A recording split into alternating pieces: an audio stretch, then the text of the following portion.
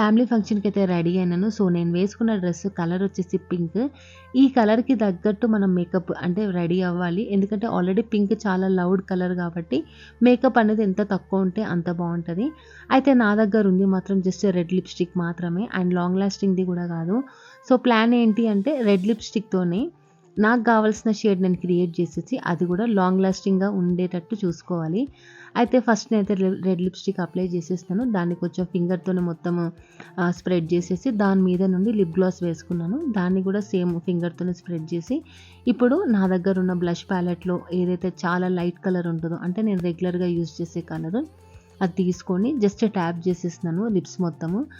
ఇది చేయడం వల్ల లిప్‌స్టిక్ అనేది లాంగ్ లాస్టింగ్‌గా అయ్యి నాకు కావాల్సిన షేడ్ అనేది వచ్చింది. సో, ఎప్పుడైనా మీకు అట్లా మీకు కావాల్సిన కలర్ లేకపోతే ఈ టిప్ ఎప్పుడన్నా మీరు ట్రై చేయొచ్చు. సో, ఓవరాల్‌గా నాకు కావాల్సిన లుక్ అయితే నేను క్రియేట్ చేసుకున్నాను. బాయ్. నెక్స్ట్